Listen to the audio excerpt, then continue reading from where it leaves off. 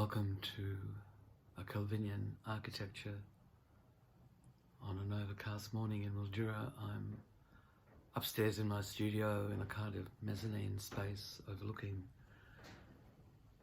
some of my neighbours' palm trees and the sky and a little bit of Mildura.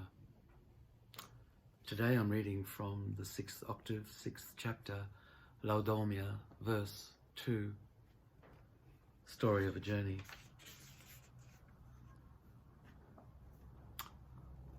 Verse 2. It's June 9, 1997. My parents and I travelled to Trieste one last time before they're due to leave Italy the next day.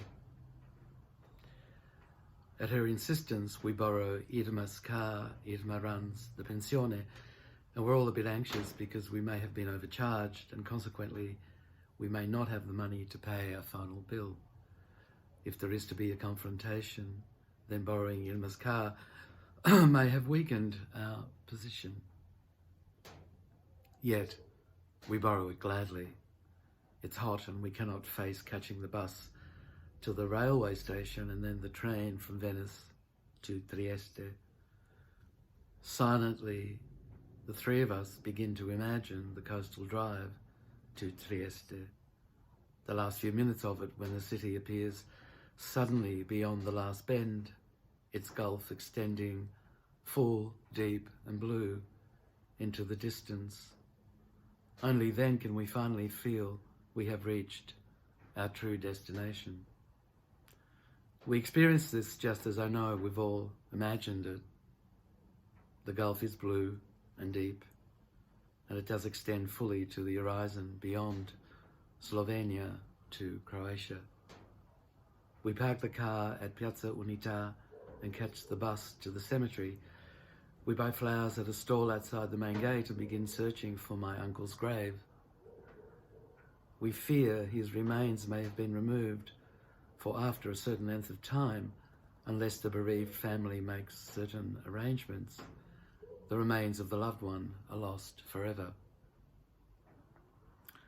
Frantic calculations are made as everyone tries to remember the exact date of his death. My mother fears she's come too late to this little cemetery on the other side of the world to pay her last respects to her dead brother. She keeps repeating that she only knows the date of his birth, not that of his death. She keeps repeating that date to herself over and over again, but finally he's found. And tears of recognition and relief are shed. She feels it deepest. We leave her alone with him to share who knows what secrets, what suddenly retrieved memories. She stands for a long time facing the marker. Both her hands are held out in front of her, palms pushing upwards, hard against the warm, smooth stone. She has placed them over a worn image of his smiling face.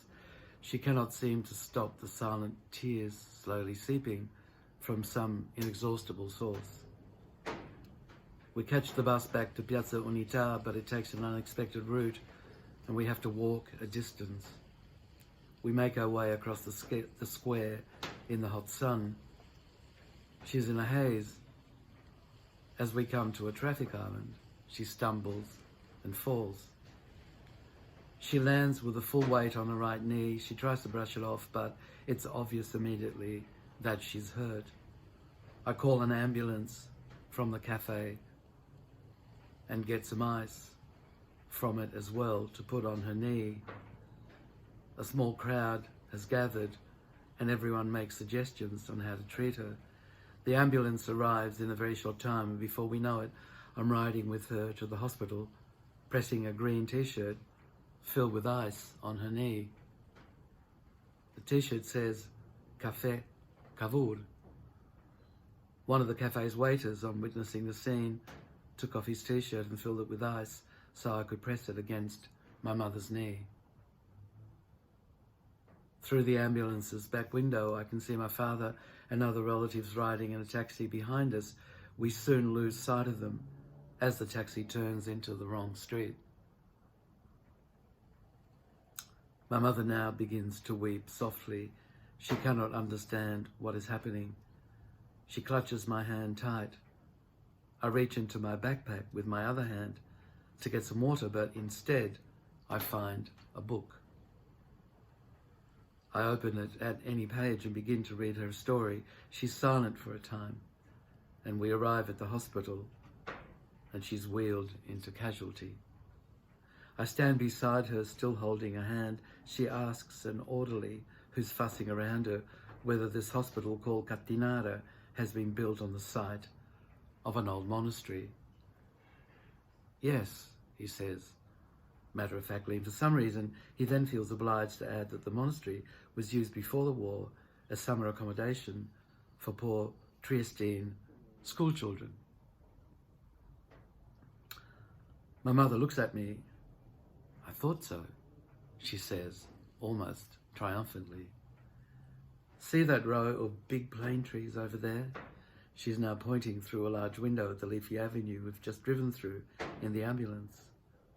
Well, I recognise those trees from when I was 7. I played under them for a whole summer, a very long time ago. The orderly looks at me and then at her. He nods absent-mindedly and says, "Signora, you need an X-ray." Church bells peal cheerfully somewhere far away. I walk beside her as she's being wheeled into the X-ray room. Before she goes in, she says, "Did those bells sound like goat bells to you?" She lets go of my hand and disappears into the gloom of the X-ray room. As the door shuts, I look down. A grass blade lies twisted and crushed in the centre of my palm. Much later, after she's bandaged and treated, on the way to Venice, we stop at a trattoria along the sea. We eat fish and look out into the blue Gulf. 2 or 3 weeks earlier, we'd all visited Scilla, a huge rocky cape jutting out into the Straits of Messina, dotted by numerous caves all along its waterline. My father informed me as we clambered over the rocks that this was where, in mythological times, sirens had lived. Suddenly he stopped and grabbed my arm. With the other hand, he pointed to a dark cave a few meters away. "There," he said. "From in there they sang to Ulysses." Then, gesturing vaguely out to sea, he added, "He was sailing across the straits just over there, but he got away though, didn't he?" I looked over to him, nodded. My father then smiled broadly. The waiter now brings a plastic bag full of ice from inside the trattoria. It's still wrapped in the green t-shirt. "There, signora," he says. "That shouldn't be too cold." Then he winks and disappears amongst the tables. I place it on my mother's knee. Her right leg is propped up on a red plastic chair. When she's comfortable, she asks me if I have that story handy, the one I read her in the ambulance. I nod. "Will you read it to me again?" she asks. I do. After that, she wants more wine. I pour some. She drinks with gusto. Then suddenly she asks, "What will you do in Berlin for the solstice?" "I don't know," I answer. "Well, have you thought of something?" I look away to the blue, deep gulf.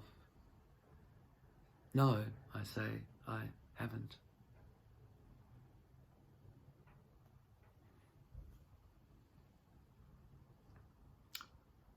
The blue deep gulf, as blue as the blue in the painting behind me. I had not realized how blue that was until I was reading the story. The deep blue gulf. Until tomorrow, it's the 6th octave, 7th chapter, Perizia.